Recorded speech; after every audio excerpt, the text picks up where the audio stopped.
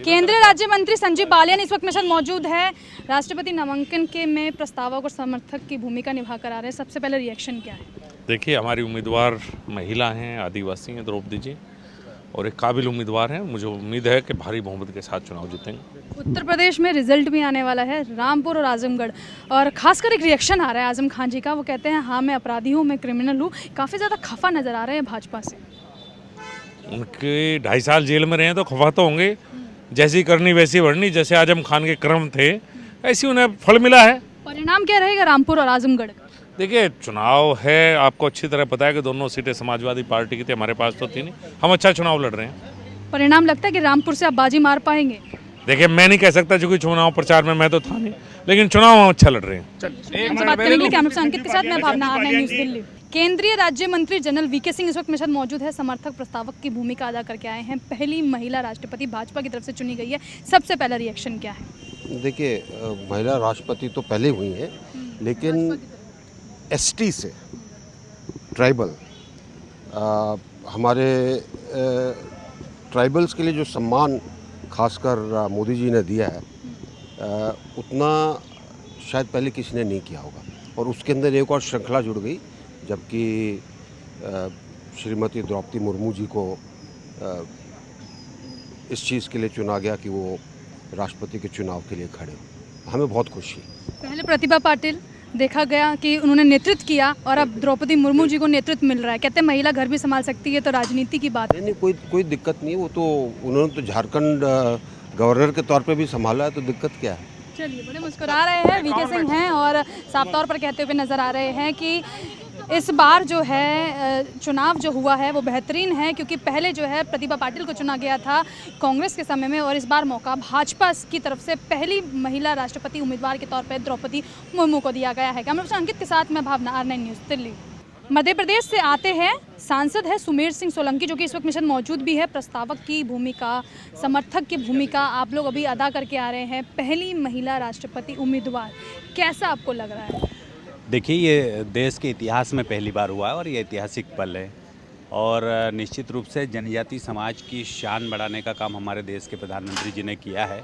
मैं भी जनजाति समाज से ही आता हूँ, लेकिन मुझे आज पूरा गर्व महसूस हो रहा है, और देश भर के 12 करोड़ हमारे आदिवासी भाई और बहन भी गौरवान्वित महसूस कर रहे हैं कि देश के सर्वोच्च पद पर राष्ट्रपति के उम्मीदवार के रूप में एक जनजातीय महिला का चयन किया गया है। और वो मुझे पूरा भरोसा है कि हमारा समाज, जो पूरे भारत देश का जनजातीय समाज है, वो चाहे वो महिलाएं हो या पुरुष हो, लेकिन आज़ादी के 75 साल बाद पहली बार हम गौरवान्वित महसूस कर रहे हैं। कैसा आपको लगता है कि जब एक प्रधानमंत्री की भूमिका शुरू होती है चाय बेचने से, एक राष्ट्रपति की भूमिका पूर्व कहना उनको उचित अब रहेगा भविष्य में कि दलित समाज से एक महिला राष्ट्रपति की उम्मीदवार जो कि जनजातीय समाज से आती है?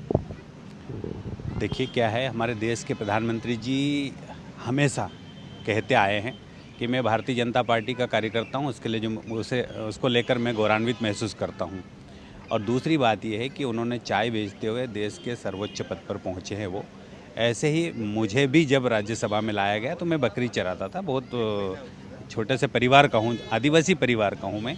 बाद में शिक्षक बना और मुझे नहीं पता था कि कल मैं राज्यसभा में पहुँच जाऊँ। ऐसे ही चौंकाने वाला निर्णय अगर लेने की क्षमता है तो हमारे देश के यशस्वी प्रधानमंत्री माननीय नरेंद्र मोदी में है। और आज भी हम लोग कहते हैं, गौरवान्वित महसूस करता है आदिवासी जनजाति समाज कि हमारे समाज की महिला बहन को आज देश के राष्ट्रपति पद के उम्मीदवार घोषित किया है। सचमुच में राष्ट्रीय जनजाति गौरव दिवस जब घोषित किया था तब हमें लगता था कि हमारे महापुरुषों को इतिहास में जगह मिलेगी, लेकिन आज हमारे समाज की बहनों को और भाइयों को भी सर्वोच्च पदों पर। आखिरी सवाल, महाराष्ट्र की राजनीति को लेकर क्या सोचते हैं, और क्या लगता है कि अब मध्य प्रदेश के बाद महाराष्ट्र में भाजपा सरकार बनाने जा रही है? आज जो हो रहा है आप देख ही रहे हैं, उसमें मैं अपनी तरफ से कुछ नहीं कहूँगा। शुक्रिया हमसे बात करने के लिए। अंकित के साथ मैं भावना, R9 न्यूज़ दिल्ली। बीजेपी के बड़े नेता और सांसद अनिल अग्रवाल इस वक्त मेरे साथ मौजूद है। प्रस्तावकों और समर्थकों की भूमिका आप यहाँ पर निभाने आए हैं। किस तरीके से आप देख रहे हैं इस पूरे घटनाक्रम को, क्योंकि पहली महिला राष्ट्रीय पति की उम्मीदवार चुनी गई है? नहीं, देखिए, द्रौपदी मुर्मू जी का जो राष्ट्रपति पद के लिए एनडीए द्वारा जो चयन किया गया है, ये एक बहुत ही बड़ी और समाज के हर वर्ग को साथ लेके चलने की सोच का परिणाम है। ये देश की दूसरी महिला और पहली आदिवासी महिला हैं जो इस पद के लिए नॉमिनेट हो रही हैं एनडीए की तरफ से, और उनका झारखंड के राज्यपाल के रूप में कार्यकाल बहुत अच्छा रहा है और मुझे लगता है वो इस समय बहुत अच्छा काम कर। भाजपा ने पहली महिला राष्ट्रपति उतारी है, ये अपने आप में कई सवालों के जवाब है, आपको लगता है? बिल्कुल निश्चित रूप से भारतीय जनता पार्टी सबका साथ, सबका विकास, सबका विश्वास के संकल्प पे काम कर रही है और ये उसी की तरफ बढ़ाया गया एक कदम। एक आखिरी सवाल, महाराष्ट्र के सिनेरियो को लेकर क्या कहेंगे? भाजपा सरकार बनाने जा रही है, ये शिवसेना अपनी डूबती स्थिति को संभाल सकती है? नहीं, भारतीय जनता पार्टी वहाँ वर्तमान में विपक्ष में है, लेकिन सबसे बड़ी पार्टी है और हम अपनी जिम्मेदारी बखूबी निभाएंगे, किसी जिम्मेदारी से पीछे नहीं हटेंगे। ऐसे में आपको लगता है कि जो शिवसेना के तमाम बड़े विधायक हैं जो अपने आप को कहते हुए भी नजर आए हैं विधायक दल का नेता, उन्होंने सारा मोर्चा संभाल लिया है, यहाँ पे मुश्किलें उद्धव ठाकरे जी के लिए खड़ी हो सकती है? नहीं, उद्धव जी तो देखिए विश्वास खो चुके हैं और उनके विधायक उनके साथ नहीं हैं, तो निश्चित रूप से उनको इस्तीफा दे देना ये चाहिए। संकेत क्या कहते हैं कि भाजपा के लिए शुभ संकेत है? नहीं, ये लोकतंत्र के लिए शुभ संकेत है। चलिए, मुस्कुरा रहे हैं और बातों ही बातों में समझ जाइए कि मध्य प्रदेश के बाद कहीं महाराष्ट्र की बारी ना हो, क्योंकि शिवसेना के विधायक टूटते जा रहे हैं और उद्धव ठाकरे इस वक्त अकेले नजर आ रहे हैं। कैमरा पर्सन अंकित के साथ मैं भावना, R9 न्यूज़ दिल्ली।